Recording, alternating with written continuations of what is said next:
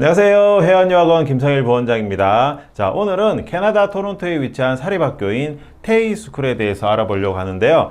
담당자분 소개 좀 부탁드리겠습니다. 네, 안녕하세요. 네. 테이국제고등학교에서 한국인 총괄을 맡고 있는 최지선입니다. 반갑습니다. 네, 반갑습니다. 자, 담당자분께서는 캐나다에서 꽤 오랫동안 유학을 하셨다고 들었는데 혹시 간단하게 소개 좀 부탁드릴게요. 네. 일단은 저는 상하이에 위치한 캐나다 국제고등학교를 다녔고요. 네네네. 그래서 이제 아무래도 테이 학생들과 굉장히 비슷한 환경에서 이제 공부를 했다고 보시면 되세요. 네. 그래서 이제 그때 이제 제가 친구들은 다 국제 학생들이었고 네네네. 커리큘럼 다 캐네디언 커리큘럼, 선생님들 다 캐네디언 분들 해서 이제 거기서 3년 이상 공부를 하고 졸업을 하고요. 캐나다 국제고등학교였기 때문에 캐나다로 대학을 오는 게 좀 자연스러웠어요. 네. 네네네. 그래서 이제 U of T 토론토 대학교의 세인트 조지 캠퍼스에서 Criminology and Social Legal Studies, 그 다음에 Psychology, Sociology 이렇게 전공을 했습니다. 네. 근데 이제 그때 제가 좀 네. 이렇게 집중해서 공부했던 게 네. 이제 아무래도 아이들, 청소년, 특히 청소년들의 심리 발달을 위주로 공부를 해서요. 이제 아이들 상담할 때 또 네. 많은 도움이 되고 있고 또 의도치 않게 학교에 뭔가 명성이 있다 보니까 학생들 상담할 때 아니면 학부모님들 상담할 때 좀 신뢰를 많이 얻고 들어가고 있습니다. 네. 이렇게 소개해드린 이유는 아무래도 캐나다에 대해서 교과 과정과 특별히 대학에 대해서도 좀 이해가 깊은 분, 게다가 아이들에 대한 이해가 깊은 분이라는 걸 먼저 말씀드리려고 소개해드렸습니다. 자, 그러면 본격적으로 테이에 대해서 한번 알아보려고 하는데요. 이 학교가 토론토에 있다고 하는데 토론토 정확하게 어디에 있죠? 완벽하게 네. 다운타운의 한 코어, 네네. 중심부에 위치해 있다고 보시면 되는데요. 네네네. 네, 토론토의 금싸라기 땅이죠. 제일 비쌉니다, 땅값이. 해서 이제 토론토의 이튼 센터라고 뉴욕의 마치 타임스퀘어처럼 타임스퀘어. 네, 네네네. 굉장히 큰 광장이 있어요. 네. 네, 거기서 도보 5분입니다. 오. 네. 굉장히 가깝고요. 네. 그리고 뿐만 아니라 이제 다운타운이면 좀 위험하지 않나요? 라는 걱정이 그렇죠. 있으실 수 그럴 있어요. 생각하실 수도 있겠죠. 네, 맞아요. 근데 사실 대학들이 굉장히 도보 15분 거리에 많이 분포가 되어 있는데요. 뭐 예를 들면 저희 모교인 U of T 토론토 대학교라든지 아니면 오케드 디자인 스쿨이라든지 아니면 TMU TMU, 라이어슨. 네, 네네. 대학교가 모두 다 도보 15분 거리에 있습니다. 해서 이제 아무래도 학생 거주 밀집 지역이라고 많이 보세요. 네네네.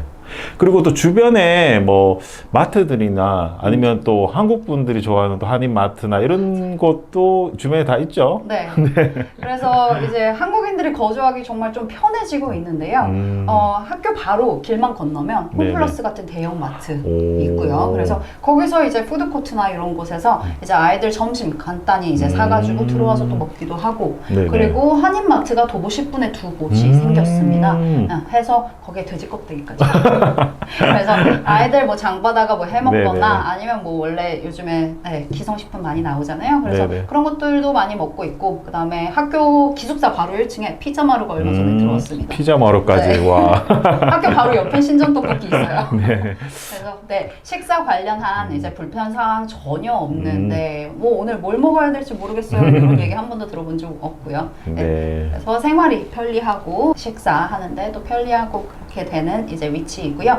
그다음에 아이들이 저는 여전히 이제 좀 졸업생들 네. 특히 여름 방학 때 저 많이 찾아와서 이제 얘기 나누고 같이 식사하고 하는데요. 그때 아이들이 이제 뭐 예를 들어 워털루나 네. 맥마스터나 요쪽으로 이제 좀 외곽 쪽으로 대학을 간 아이들이 저한테 이제 선생님 저 싫어해서 그 학교 보내셨죠 이래요. 그래서 그때는 이제 아이들이 아무래도 고등학교 생활을 토론토에서 너무 이제 다 근접한 곳에서 해서 이때 인프라를 좀 누릴 걸 하는 이제 후회도 좀 하고요. 왜냐면 조금만 밖으로 벗어나도 차 없으면 생활이 너무 불편하거든요. 맞아요. 네. 그래서 이제 그게 좀 위치적으로 좋고 그 다음에 이제 또 이거를 빨리 아는 아이들은 사실 토론토 대학교, 뭐 라이어슨 대학교, 요크 대학교 다 이제 토론토 내로 대학 갈게요 하는 아이들도 또 있습니다. 그러니까 그만큼 이제 위치적으로 아이들이 생활하기에 또는 이제 캐나다 문화를 습득하기에 네, 너무 괜찮은 환경이고요. 그리고 그쪽이 약간 한국의 여의도처럼 네, 파이낸셜 디스트릭트라고 해서 회사들이 굉장히 많아요. 네네. 그래서 젊은 직장인들 많이 거주하는 거주 지역입니다. 자, 그러면 이제 본격적으로 학교에 대해서 좀 알아보려고 하는데요. 사실 테이라고 했을 때 이전에 약간의 편견 아니면 이전에 약간의 그 어떤 그런 소식을 좀 듣기로 여기 중국 학교 아닌가라는 좀 그런 오해가 있을 수도 있었는데 전혀 안 그렇다고 하던데 어떤가요? 맞아요. 일단은 코비드가 저희 네. 학교에 남긴 유일한 수혜라고 볼 수 있는데요.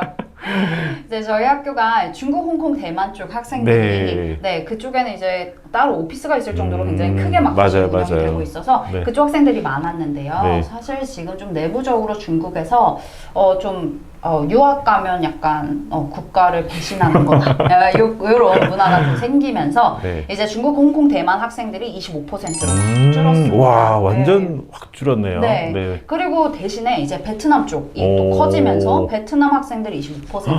네. 그리고 한국 학생들은 항상 20% 오. 유지하고 있고요. 와, 한국 학생이 20%면은 사실 생각보다 꽤 많은 학생들이 있네요. 아니요, 사실 왜냐면은 전체 학생 수가 지금 약 200명 정도 되거든요. 그래서 한국 학생 수가 지금 한 33명, 34명 정도 되기 때문에 이제 그 비율로 보면은 한국 학생들이 전혀 많지 않은 그런 상황이고, 그리고 기타는 또 어느 나라가 또 많이 있을까요? 저희 학교 조금 특이하게 아프리카 리전 아, 아프리카. 네.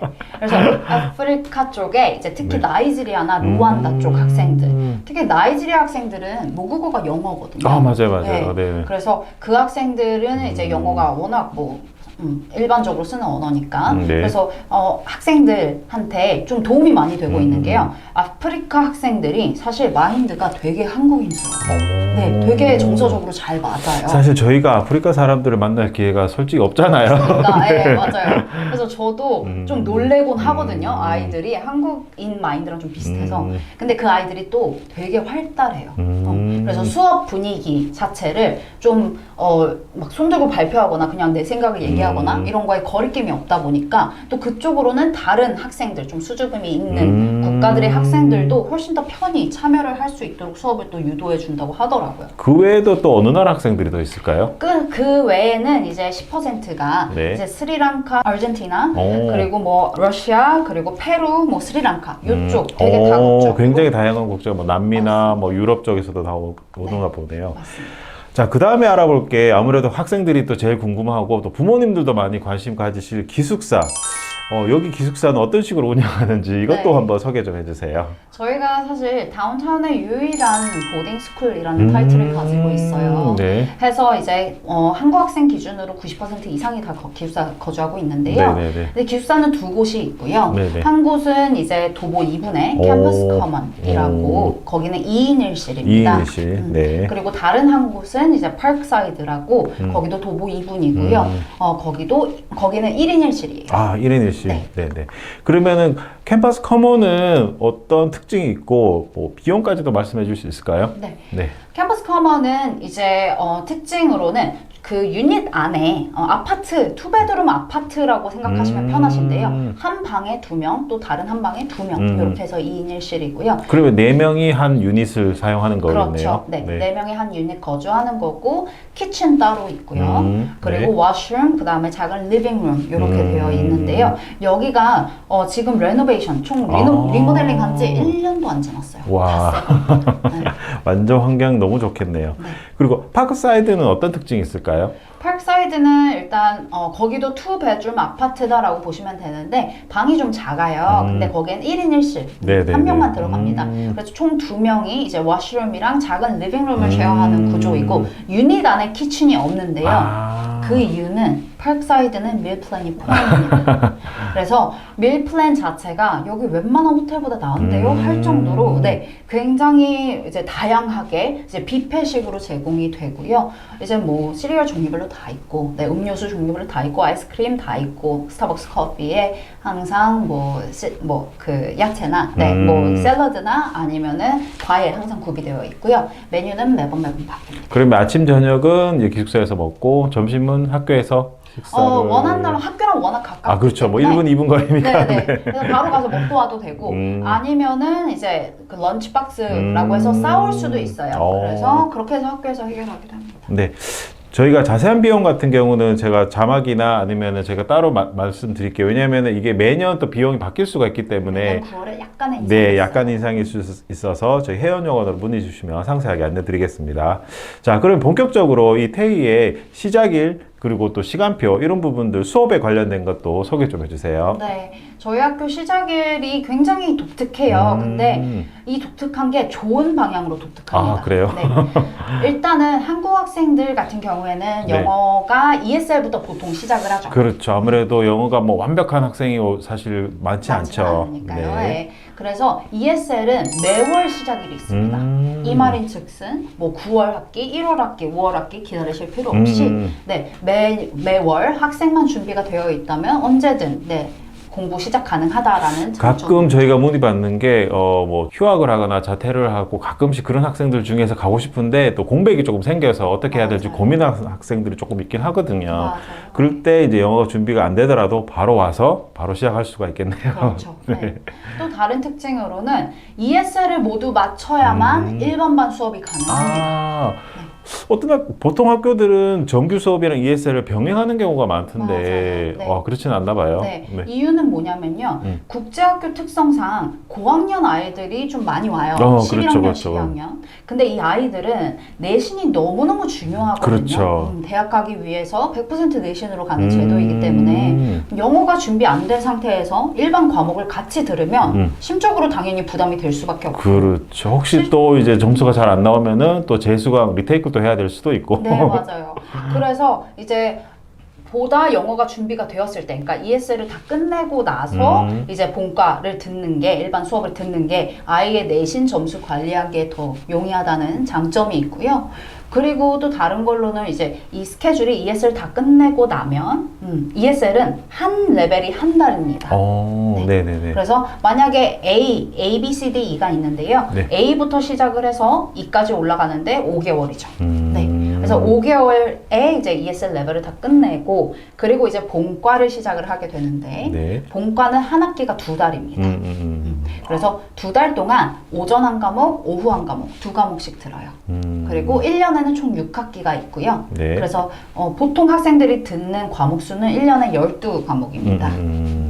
그렇게 되면은 뭐 빠르면은 사실 1년 안에도 모든 과정을 네. 다 마칠 수도 있겠네요. 네. 뭐 예를 들면 9학년이 입학을 했다라고 하면 이제 2.5년 만에 졸업이 가능한 네, 굉장히 패스트트랙으로 진행이 되기 때문에 이제 졸업을 일찍 할 수 있다라는 장점이 있겠죠. 그렇죠. 아무래도 공립학교보다는 좀 사립학교가 좀 더 이런 부분에 유연성이 있으니까 맞아요. 잘 네. 고려해 보시면 좋을 것 같네요. 그리고 이 학교는 사실 사립학교잖아요. 제가 듣기로는 여전히 온타리오 주 졸업장이 나오는 걸로 알고 있는데 어떤 식으로 그 과목이 구성되고 졸업을 하려면 어떤 조건이 필요한지도 소개 좀 해주세요. 네, 일단 OSSD라고 부르는 졸업장이 나오는데요. 온타리오 세컨더리 스쿨 디플로마라는 네네네. 뜻입니다. 온타리오 졸업장을 취득하기 위해서는 총 3가지 조건이 있고요. 네. 하나는 30학점을 이수를 해야 하고, 두 번째는 40시간의 봉사활동을 채워야 하고, 세 번째는 OSSLT라고 불리는 주정부 영어 읽기 쓰기 시험을 패스를 해야 합니다. 네네네, 맞습니다. 자, 그 다음에 이 OSSD 학점을 아까 말씀하셨는데 30학점을 이수를 해야 된다고 하셨는데 네. 만약에 중도에 저희 한국 학생들이 뭐 중학교 3학년 또는 고등학교 1학년, 고등학교 2학년 이렇게 갈 수 있잖아요. 심지어 고등학교를 졸업하고도 갈 수도 있는데 그러면 그 학점 인정이 어떻게 되는지 그것도 좀 소개해 주세요. 네.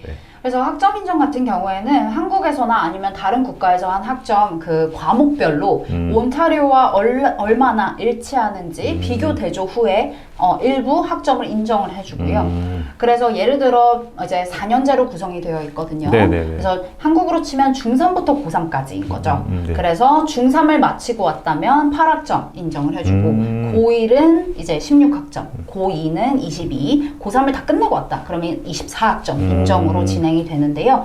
이거는 이제 일반 인문계 고등학교 또는 일반 중학교를 이제 마쳤다라는 가정하에고요. 네. 학생들마다 과목을 얼마나 수강을 했느냐에 따라서 얼마나 일치하느냐에 따라서 학점 인정이 되기 때문에 약간은 상이할 수 있음을 안내 드립니다. 네. 그리고 혹시 우리 한국 학생들이 고등학교 2학년 1학기를 마치고 2학기 때 갈 수 있잖아요. 네. 그렇게 됐을 때 학점 인정은 어떻게 될까요? 학점 인정은 아쉽게도 한 학기만 마치고 온 것은 이제 학년의 중간에 온 거기 때문에 인정이 불가하고요. 네네네. 네, 그래서 최종 마친 학년이 그 학생은 고1로 판단이 되죠. 그래서 고1 학점인 16개를 인정을 받을 거고 나머지 14개의 학점을 이제 저희 학교 와서 채우면 되는 그런 방식입니다. 그렇죠. 그리고 또 여기 표에 지금 저희가 뭐 보여드리긴 하지만 이게 추가적으로 또 영어 과목이 들어갈 수 있잖아요. ESL. 네. 근데 ESL 과목은 혹시 학점이 인정이 되는 ESL인가요?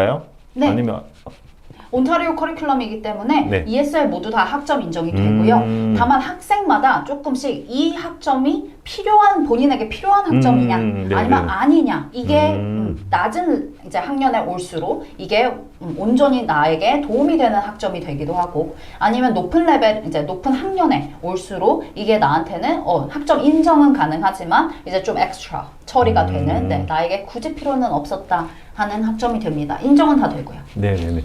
사실 이게 한국하고는 아직은 조금 그 학점이나 이런 부분들이 다르기 때문에 더 정확한 상담을 받으시려면 아무래도 먼저 영문으로 된 성적 증명서, 중학교 전체 성적, 그 다음에 고등학교 성적이 있으면은 고등학교 성적까지 보내주시면 저희가 학점을 얼마나 인정받을 수 있는지 그리고 또 얼마나 수강을 해야 되는지 아무래도 얼마나 수강은 또 영어 점수에 또 관련이 있을 수가 있겠지만 맞습니다. 네네.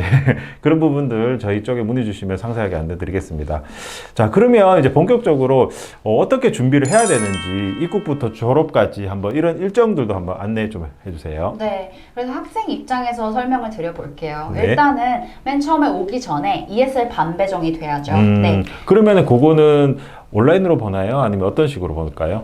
만약에 학교 자체의 반배치고사를 원한다 하시면 이제 줌으로 진행이 될 거고요. 네. 근데 저는 강력하게 추천드리는 게 네. 듀오링고입니다. 아, 듀오링고. 네. 네네. 네, 듀오링고는 이제 뭐 비용도 저렴하고 네네. 언제든 어느 국가에서든 볼 수 그렇죠, 있는 그렇죠. 시험이기 때문에 네. 이제 듀오링고 성적을 제출을 해주시면 되시고요. 혹시 점수는 어느 정도 되는지 말씀드릴 수 있나요? 네, 점수는요. 네. 일단은 듀오링고 기준으로 말씀을 드리면 115점에서 120점 그 정도 되면 이제 ESL 없이 바로 본과 수업. 네. 11학년 영어로 들어가게 될 거고요. 만약에 뭐 105점에서 110점이다. 그럼 ESL 2호 가장 ESL 중 높은 레벨로 배정이 되고 이런 식으로 순차적으로 본인의 성적에 따라 배정이 되는데요. 근데 예를 들어 아이가 전체 성적은 맞췄지만 이게 각 subsection이라고 있거든요. 네네네네. 네, reading, writing, listening, speaking. 네. 그 점수가 요 총점과 좀 차이가 난다 하면은 보다 낮은 레벨로 배정이 돼서 총점도 중요하지만 각 섹션의 점수도 고르게 받는 게 중요하다라는 점 안내드립니다. 물론 뭐 듀오링고도 있지만 사실 IELTS나 토플러도 가능하죠. 가능합니다. 네. 물론 이제 듀오링고보다는 IELTS나 토플이 조금 어렵긴 하지만 혹시 또 외국에서 토플이나 IELTS도 준비한 학생이면은 뭐 굳이 그거 뭐 제출해도 되니까 네, 그게 더 좋을 수도 있네요. 계속해서 그러면 그 다음엔 어떻게 하나요? 그 다음에는 이제 학교 입학을 하겠죠. 네. 네, 입학을 하고 이제 첫 한 달이 지나면 저랑 상담이 들어갑니다. 네. 한 달 뒤에 뵐 수 있나요? OT 때도 제가 네네. 이제 오리엔테이션을 해주는데요. 네. 근데 오리엔테이션 때는 아이가 좀 시차가 있어서 그래서 정신도 제가 없죠, 아무래도. 하는 말을 좀 까먹더라고요. 그래서 네네네. 한 달 후에 다시 한번 얘기를 해주는데요. 왜 한 달이란 기간을 두냐면요. 네네네. 이제 아이가 좀 저도 지켜보고 있는 거예요. 잔소리가 없을 때 학교 출석은 어떤지, 네. 선생님 피드백은 어떤지, 학교 참여율은 어떤지 이런 것들을 보고 저도 이제 가이드라인을 이제 제 스스로 내 마음을 세우죠. 네네. 그렇게 해서 그때 상담 때 이제 오가는 얘기들은 이제 아무래도 캐나다 커리큘럼은 한국과 굉장히 그렇죠, 많이 달라요. 다르죠. 네네네. 그래서 한국 같은 경우에는 나이가 차면 졸업을 하는 시스템이지만 그렇죠. 캐나다는 50점을 기준으로 pass or fail이 있고 이제 50점을 넘어야만 한 크레딧을 취득할 수 있고 이렇게 30과목을 총 이수를 해야 졸업을 할 수 있거든요. 그렇죠. 만약에 그걸 취득을 못하면 다시 재수강을 대학처럼 재수강을 해야 되는 거죠. 맞습니다. 네. 네네. 그래서 곧 시행될 고교 학점제와 굉장히 유사하다고 그렇죠. 보시면 우리나라도 돼요. 2025년도에 네. 시행할 예정입니다. 네. 그래서 이제 너가 열심히 하지 않으면 10년이고 20년이고 다닐 수 있는 게 캐나다의 고등학교다라고 약간의 겁을 줘요. 네네네. 그 얘기도 하고 그다음에 졸업 조건, 대입 조건 설명해 주고요. 그리고 저희 학교는 각 부서가 다 나뉘어져 있습니다. 그래서 각 부서 뭐 예를 들면 기숙사 인사 부서, 예를 들면 뭐 비용 관리하는 어카운팅 부서, 그리고 카운슬러 부서, 그리고 뭐 이벤트 부서까지. 네. 그래서 본인이 필요하면 그 부서 담당자에게 이제 문의를 드리고 노크할 수 있는 습관을 기르는 거예요, 사실. 네네. 이게 대학 가서 너무 사실 중요해요. 우리나라 학생들이 조금 부족한 부분 중에 하나가 선생님을 좀 찾아가는 걸 되게 힘들어 하시잖아요. 네. 근데 여기서는 적극적으로 찾아가서 본인이 필요한 것들, 뭐 꼭 공부뿐만 아니라 생활적인 것도 직접 찾아가시면 많은 도움을 받을 수 있습니다. 맞아요. 그래서 이제 처음에는 아이들이 힘들어할 수 있어요. 네, 그러면 같이 들어가요.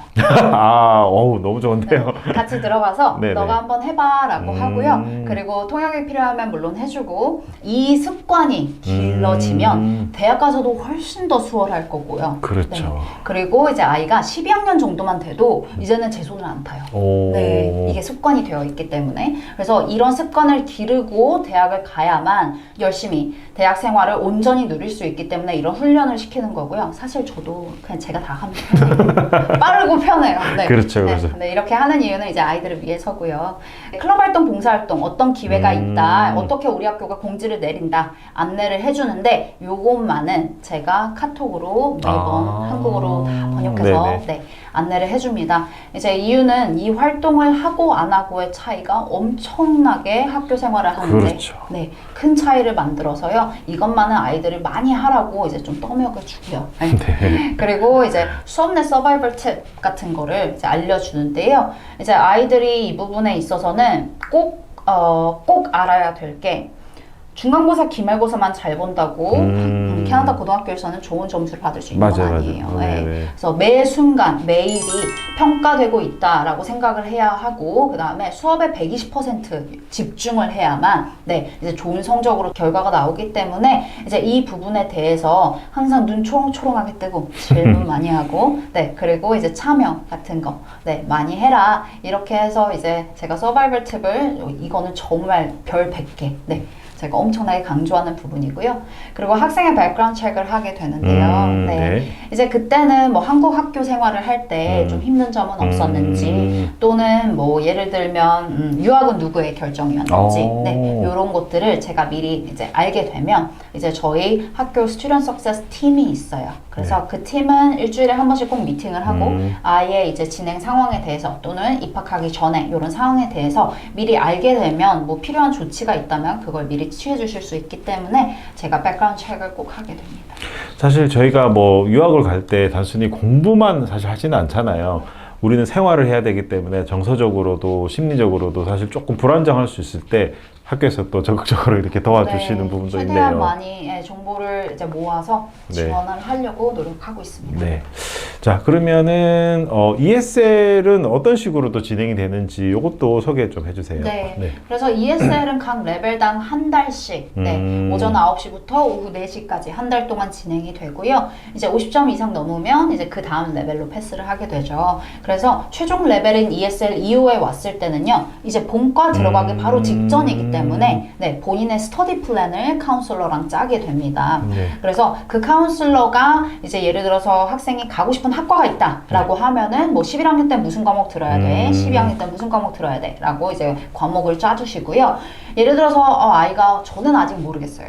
이렇게 하는 경우도 많아요. 네. 그래서 학과를 모를 때에는 이제 카운슬러 분께서 그럼 11학년 때 필수 과목은 뭐고 그리고 이 과목을 한번 들어볼까? 이제 뭐 비즈니스라든지 다양한 경험을 통해서 또 맞는 걸 찾아야 하기 때문에 이제 그런 플랜을 짜주십니다. 그래서 이후 때는 이제 스터디 플랜을 진행을 하게 되죠. 네.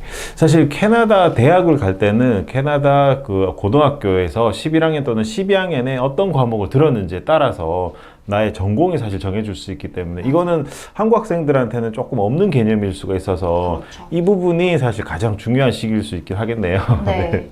그래서 아이가 수강했던 과목에 이제 가고 싶은 학과에 따라서요. 그렇죠. 12학년 때 수강해야 되는 과목이 바뀌거든요. 그렇죠. 그래서 본인이 아무래도 적성에 맞는 과를 선택을 하겠죠. 그러니 이제 뭐 굳이 내가 수학을 잘 못해요. 그러면은 수학이 필요 없는 학과를 가게 되는 거고. 네, 알겠습니다. 그러면은 대학 진학에 대해서는 어떤 식으로 진행을 하는지 다양한 선생님들이 오셔서 도움을 또 주신다고 하셨는데 어떤 식으로 진행이 되나요? 네, 일단은 제가 지난 2년 동안은 University Counselor였습니다. 저희 학교에서. 네. 네. 그래서 한국 학생뿐만 아니라 모든 국적의 아이들을 대학을 보냈는데요. 네. 진행은 10개월 동안의 큰 프로젝트예요.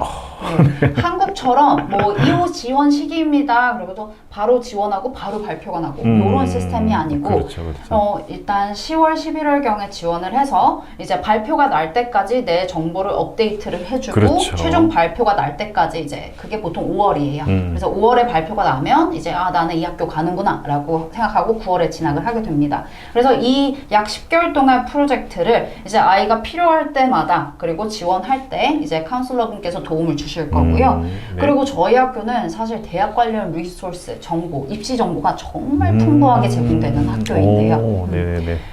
일단은 크게는 두 가지로 나뉘어요. 하나는 세미나. 그리고 하나는 박람회입니다. 아, 박람회. 네네. 세미나 같은 경우에는 이제 10월부터 그 다음에 2월까지 총 5개월 동안 특정 일자의 그 대학교 담당자가 오셔서 아이들에게 입시 세미나를 열어주세요. 그래서 우리 학교는 어떤 프로그램이 유명하고 어디에 위치해 있고 그리고 이 학과를 들어오려면 몇 점 정도는 받아야 된다. 뭔가 요런 이제 설명을 해주시는데요. 네. 이제 이 세미나를 통해서 아이들이 딱 한 학교만 생각하고 있던 아이들도 사실 6개, 7개까지 옵션이 늘어나요. 이 학교 생각보다 괜찮네요. 이렇게 해서. 네. 그래서 이 세미나가 이렇게 이루어지고, 그 다음에, University Fair라고 해서 박람회를 굉장히 크게 여는데요. 그러면 담당자들이 직접 오시나요? 네. 오. 각 대학교 담당자들이 오셔서 이제 부스를 세우십니다. 그때는. 네. 그래서 약 15개에서 20개 정도의 대학이 한날 한시에 한 번에 오세요. 오. 그래서 이제 부스를 세우면 요때쯤에는 12월 초쯤에는 아이들이 이미 이제 대학 지원을 완료를 했거나 아니면 어느 정도 뚜렷해졌을 때거든요. 네네네네. 그때는 본인이 지원한 대학 부스에 찾아가서 이제 담당자한테 본인 어플리케이션에 대한 구체적인 질문을 할 수 있는 기회를 만들어 주는 거예요. 네네네. 그래서 그 어떤 학교보다 사실 대학 관련해서 리소스를 굉장히 풍부하게 제공하고 있고, 그리고 아이들이 이 담당자를 만나고 안 만나고가 정말 중요한 게요. 어플리케이션에는 문제가 생길 수도 있어요. 아. 네, 워낙 많이 이제 도착하니까 네. 그러면은 그때 명함을 저는 꼭 받아두라고 해요. 오, 네네. 그래서 그 담당자가 나중에 나 그때 테이에서 봤던 누구입니다 하면은 도움을 바로 그래도 받을 수 있게 그렇기도 하고요. 그리고 사실 저 얼마 전에 University of 토론토 대학교에 가이던스 세미나를 들어갔었는데요. 네네네. 지금 어플리케이션 시작된 지 딱 3주 지났거든요. 네네, 그렇죠. 13,000개의 어플리케이션이 쏟아졌다. 그래서 사실 대학 입장은 특히 유명한 대학일수록 굳이 학교를 알릴 필요는 없잖아요. 그렇죠. 네. 근데 저희 학교에 오시는 대학들이 뭐 그냥 잘 모르는 대학이 아니라 캐나다 탑 6 대학들이 다 오십니다. 네. 그래서 뭐 토론토 대학, 웨스턴, 아니면 뭐 워털루, 맥마스터, 퀸즈, 뭐 알버타, 타주에서까지. 네네. 그래서 오시는데 이 이유가 이게 어떻게 가능합니까? 네. 여쭤보시면 네. 두 가지예요. 캐나다는 사실 엄청난 네트워킹 사회예요. 네. 내가 이 사람과 관계가 좋아야지만 움직여요. 네. 그래서 정말 다년간 저희 학교와의 관계가 좋았다라는 걸 의미하고요. 두 번째는 저희 학교 졸업생 퀄리티가 굉장히 좋다는 걸 의미합니다. 그렇죠. 사실 캐나다 대학은 들어가는 것도 사실 뭐 쉽진 않긴 하지만 졸업하는 게 더 어렵잖아요. 그죠? 그 말은 정말 이렇게 우수한 학생들이 많이 간다는 거네요. 네, 그러니 이제 믿고 우리 학생들 데리고 가고 싶다라는 의사를 밝혀주신 거거든요. 그래서 요 두 가지가 콜라보가 돼야만 이렇게 크게 페어라든지 아니면 세미나를 열 수 있는 것 같습니다. 네. 뭐 물론 이제 저희가 공부도 열심히 하긴 해야 되지만 또 대학 진학을 할 때 여러 가지 액티비티도 많이 필요하잖아요. 그죠? 네, 맞습니다. 어떤 활동들을 하고 있나요? 이 대회에서는? 네. 그래서 캐나다가 일단은 지금 그레이드 인플레이션이 굉장히 심해지고 있어요. 네. 특히 코비드 이후로 온라인 네. 과목도 많이 맞아요. 생기면서 이제 학생들이 너도 나도 다 80점, 90점 이렇게 되면 대학에서 맨 처음 묻는 질문이 너가 속한 커뮤니티를 위해서 얼마나 좋게 기여를 했느냐. 이 커뮤니티라는 거는 구체적으로 어떤 커뮤니티를 말하나요? 내가 속한 사회인 거죠. 그러니까 이타적인 마음을 보려고 하는 거예요. 내가 속한 지역 사회에서 어떻게 좋게 만들기 위해서 너가 좀 봉사를 했고 어떤 영향을 선한 영향력을 끼쳤니? 그리고 리더십 스킬은 얼마나 있니? 네, 이게 가장 공통 질문이라서요. 네. 저희 학교는 사실 그레이드 인플레이션이 있기 전부터 활동으로 굉장히 네, 아이들을 네, 캐나다 문화에 스며들 수 있도록 그런 기회를 많이 제공을 했었는데요. 뭐 예를 들면 저희 학교 항상 테이 리더십 팀이라고 해서 학생회 운영하고 있고요. 네. 네, 지난 2년 동안은 한국 학생회 회장이었어요. 네. 그래서 이 회장의 특권은 졸업식 때 졸업생 대표에서 연설을 합니다. 네, 스피치 하고요. 올해 5월도 이제 네, 한국 학생이 해줬고요. 그리고 이제 이 학생회는 여러 이벤트나 액티비티들을 구상을 하고 그리고 학교에서 이 이벤트를 열 수 있게 오르가나이즈를 해주는데요. 최근에 연걸로는 모델 유엔을 했었어요. 네. 다른 학생들한테 다 홍보해서 이걸 참여할 수 있게 하고 그리고 이제 최종 결의안 발표까지 총 한 달짜리 큰 프로젝트였고요. 그리고 뭐 홈레스 이제 노숙자들을 위한 뭐 푸드 도네이션 같은 것도 하고 그 다음에 뭐 베이킹을 한다든지 레모네이드를 만들어 판다든지 이런 수익금으로 이제 암 환우 단체에 기부하는 활동도 꾸준히 시키고 있고요. 그리고 교회 활동도 사실 시켜요. 네. 교회까지. 교회까지 시키는데 이제 특히 여름에 토론토가 날씨가 좋아서 그렇죠. 네, 시에서 주관하는 이벤트들이 굉장히 많거든요. 그래서 마라톤 같이 하기도 하고요. 아니면은 마라톤을 뛰는 사람들을 위해서 부스를 세워가지고 이제 뭐 물을 나눠준다든지 약도를 보여준다든지 이런 식의 이제 봉사활동도 아니면 나무도 심으러 가고 네. 그래서 이제 봉사활동 기회를 단순히 뭐 쓰레기 줍거나 뭐 이런 그런 게 아니고요. 그런 걸 대학에서 기대하지도 않고 그래서 학생들이 고등학생으로서 충분히 할 수 있는 정도의 그런 양의 근데 또 의미 있는 일 본인이 한 줄이라도 더 쓸 수 있는 일을 저희가 학교에서 꾸준히 제공하고 있습니다. 네, 그거는 이제 사회 봉사를 위한 것이고 혹시 교내에서 이제 여러 가지 클럽 활동이나 액티비티들은 또 어떤 활동들을 주로 하나요? 네, 이제 교내 활동으로서는 뭐 예를 들면 아트 클래스 같은 경우에는 파이널 프로젝트로 이제 아트 엑시비션이라고 해서 전시회를 맨 마지막으로 열고요. 그래서 전시회는 이제 4층에 학생들 전시 할 그런 작품들 꽉 깔아놓고 뭐 스냅 준비해서 모두가 관람할 수 있도록 만들어주고요. 그리고 또 다른 걸로는 이제 바로 어제죠. 저희가 오늘 아침에 일어나서 이 사진들을 쭉 봤는데 어제 할로윈이었잖아요. 맞아요. 그래서 펌킨 카빙 하고 호박 이렇게 모양을 내는 거 그것도 하고 그리고 다 코스튬 입어서 이제 같이 사진 찍고 막 춤추고 할로윈 파티도 하고 그다음에 크리스마스 파티도 하고 그리고 정말 아이들이 조금 즐겁게 학교 생활을 할 수 있도록 그런 이벤트들을 좀 많이 만들어요. 이때 다른 이제 국적의 학생들이랑 쉽게 친해질 수 있고요. 그렇겠네요. 네네네. 그리고 또 이제 학업적으로는 어떤 활동들을 좀 하고 있나요? 네, 뭐 예를 들면 이제 워털루 대학에 진학을 하기 위해서는 요즘에 이제 워털루에서 개최하는 유클리드 매스 콘테스트, 수학 경시대회. 수학 경시대회가 사실 엄청 필수가 돼버렸어요. 맞아요. 그래서 이제 그것도 매년 학교에서 칠 수 있도록 다 열어주고 이제 거기서 만약에 우수상을 받았다 그러면 이제 대학 진학할 때 어워드란에 수상 경연안에 이제 한 줄 들어가는 거죠. 뭐 특정 분야에 대한 관심이 늘어난 경우가 있어요. 그렇죠. 뭐 건축학과라든지 아니면 뭐 디자인 스쿨이라든지 그럴 때는 저희 그냥 필드에서 일하고 계신 전문가분 초빙해서요 게스트 스피킹 세션 열어줘요. 그래서 내가 하고 있는 일은 이렇고 고등학교 땐 이 대학을 가기 위해 어떻게 준비를 했고 대학교에서는 뭐 어떤 걸 배웠고 이런 것들 직접 경험을 쉐어해 주시면서 좀 더 실질적인 조언을 얻을 수 있도록 아이들을 도와주십니다. 이 졸업식이 사실 어떻게 보면 캐나다 고등학교를 다닐 때 또 굉장히 중요할 수 있는데 어떻게 졸업 진행하나요? 네, 졸업식을 저희가 유니버시티 페어 엄청 크게 열고 그 다음이 또 엄청 크게 여는 게 졸업식이에요. 그래서 매년 토론토 대학교가 가깝다 보니까요. 토론토 대학교에서 이제 장소를 베뉴를 빌려서 그래요? 굉장히 성대하게 진행을 하고요. 매년 5월에 진행이 되는데요. 이때는 날씨도 좋고 너무 좋은데 밑에 건물도 너무 예쁘고 이러니까 사진도 많이 찍고 그 다음에 이제 부모님들도 많이 오세요. 그래서 같이 점심 식사하고 선생님들이랑 인사 나누시고 그리고 그때는 또 각 과목의 우수상 그리고 커뮤니티 인볼브먼트 우수상 리더십 스킬 우수상 이런 식으로 상장 수여를 하게 되고요. 이제 이때 올해는 저는 좀 올해 5월은 좀 많이 뭉클했었어요. 왜요? 왜 어떤 좋은 일이 있었나요? 일단은 한국 학생 학생들이 우수상을 다 과목 우수상 다 쓸어갔고요. 와. 네, 그거는 사실 좀 흔한 일이에요. 아이들이 열심히 해주니까. 근데 이제 커뮤니티 인볼브먼트, 네, 학교 교내 활동 많이 한 사람, 또 리더십, 네, 그 상조차도 아이들이 한국 아이들이 와. 쓸어갔습니다. 그래서 이게 제가 이제 카톡 공지를 한 이제 그 결과물. 네, 아이들이 근데 이 고학년들이 학교 활동을 많이 해줄수록 저학년이 알아서 따라와요. 그렇죠, 그렇죠. 신입생들이 이게 네. 좀 당연한 거라고 되니까. 그래서 이 이제 좋은 사이클을 저는 계속 유지하려고. 네, 그래야 학교 생활이 풍부해져야. 그렇죠, 그렇죠. 네, 또 공부에만 이제 좀 쌓이는 스트레스를 또 여기서 풀 수도 있고 하기 때문에 네, 그렇게 다양하게 운영을 하려고 하고 있습니다. 네.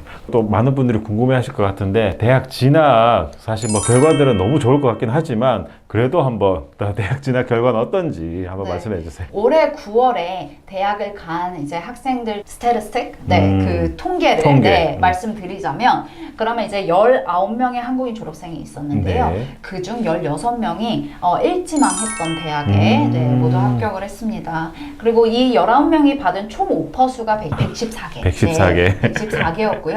한 학생당 받은 오퍼가 약 6개. 그러니까 6곳의 대학에 합격을 와. 했고 골라갔다는 의미죠. 네, 그렇게 됐고 그 다음에 아무래도 맨 처음 유학을 왔을 때는 토론토 대학교를 가장 먼저 생각을 하고 와요. 그렇죠, 그렇죠. 그래서 15명이 지원을 했는데 총 합격한 학생 수가 11명. 네. 네. 그리고 요즘에 또 맥마스터 엄청 맥마스터. 원하거든요. 네. 그래서 맥마스터 합격한 학생 수는 13명이었고, 그리고 캐나다 탑5라고 불리는 이제 뭐 토론토, 맥마스터, 퀸즈, 워털루, 웨스턴 요게 합격한 학생 수는 19명 중 17명이었습니다. 네, 네. 그래서 진학률 자체는 네, 엄청나게 네, 정말 좋다. 네. 제 뼈를 갈았습니다. 제가 유니버시티 카운슬러 했으니까요. 네. 진짜 노력 많이 했어요. 저희가 오늘 테이라는 학교에 대해서 알아보는 시간을 가졌었는데요. 이 학교에 대한 좀 더 상세한 설명은 저희 혜연여원으로 문의 주시면 저희가 상세하게 설명드리겠습니다. 자, 오늘 이렇게 설명해 주셔서 감사드립니다. 네, 감사합니다.